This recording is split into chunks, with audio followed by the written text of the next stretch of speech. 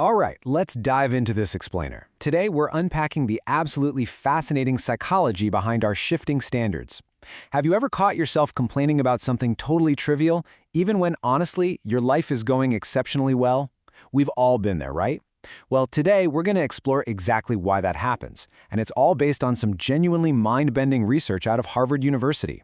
We're going to look at how our brains literally perceive the world and why fixing our problems doesn't always make us feel like our problems are actually solved. So, think about this central paradox for a second. Why are we so dissatisfied when things keep getting better?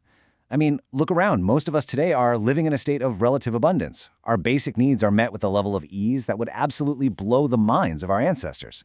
Yet, if we're being completely honest with ourselves, we're constantly walking around with this lingering sense of dissatisfaction. We just kind of gripe about things. Why is that? Why doesn't all this modern comfort and material progress actually, relax us? Well, to crack this mystery, we have to look under the hood at how our brains process the world. You see, we make thousands of tiny judgments every single day. Is this email urgent? Is my boss mad at me? Is this situation dangerous?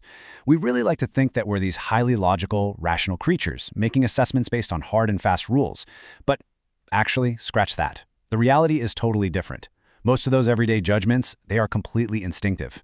They're driven by subconscious triggers firing away in the background of our minds, totally without our permission. Now, to figure out how these subconscious triggers actually operate, researchers at Harvard designed a brilliant and, honestly, kind of sneaky experiment. Think of it like a really simple game. They had participants sit down and flashed a series of 1,000 dots, one after the other. These dots were on a color spectrum ranging from very blue to very purple. The task was incredibly straightforward. Just press the button when you see a blue dot. But then came step 3, the twist.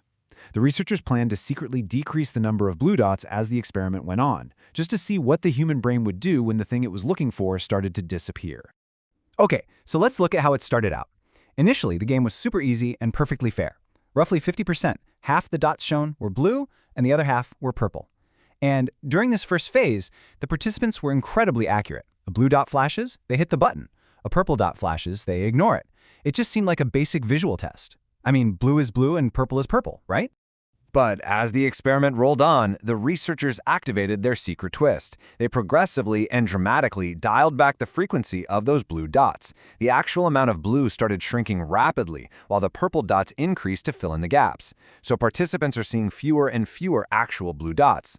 Logically, you'd expect people to just press the button less often, right? Simply because there's less blue to find. But here is where things got incredibly strange, like totally wild.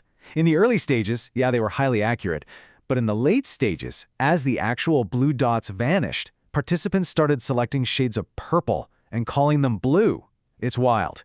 Their physical eyes hadn't changed at all, but their mental classification of the color blue literally expanded to make up for the decrease in actual blue dots.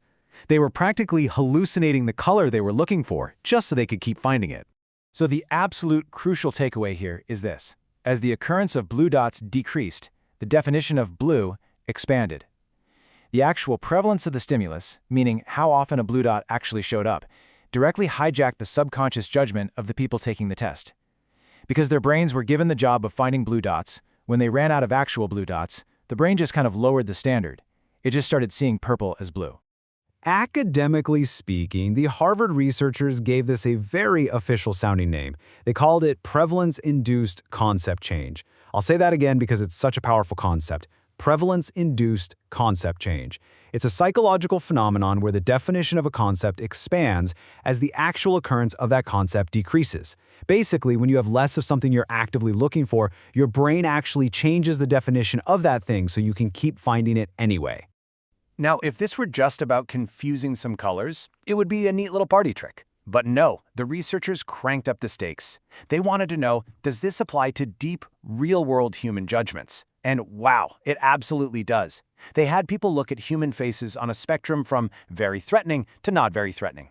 When they removed the aggressive faces, guess what? Participants started flagging totally safe neutral faces as aggressive. Then they had people review research proposals for ethical violations.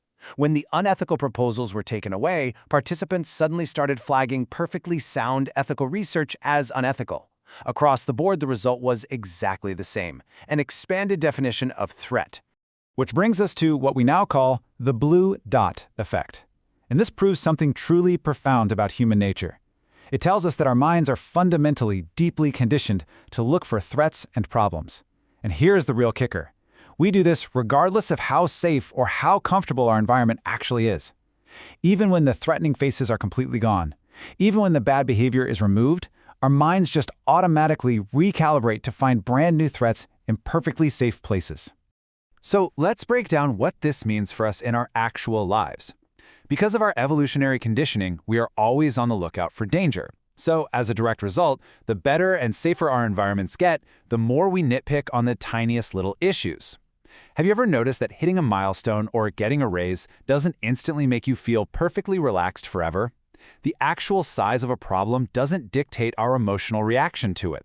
Instead, our minds literally amplify our small problems to fit the level of stress we inherently expect to feel. Think of it like this.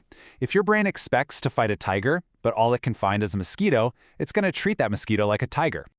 And this hits the nail right on the head regarding our modern predicament. It ties perfectly back to that paradox we talked about at the very beginning. We are living with a massive clash between objective reality and subjective experience. Objectively, compared to human history, we are living in relative abundance. But subjectively, in our day-to-day lives, the blue dot effect is running the show. We are constantly amplifying the negatives and glossing over the positives. The less bad stuff there is out there to worry about, the more our brains literally stretch the definition of bad stuff to make sure we stay worried. So, I want to leave you with a really provocative thought to chew on.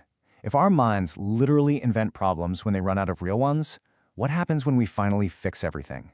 If the blue dot effect guarantees that our shifting standards will never allow us to feel 100% satisfied, then maybe the ultimate goal isn't to fix every single minor inconvenience in our lives. Maybe the goal is just realizing that our brains are playing a trick on us, flashing up purple dot and convincing us it's blue. Keep that in the back of your mind the next time you find yourself raging over a tiny inconvenience. Thanks so much for joining me for this explainer, and remember to always keep questioning what you see.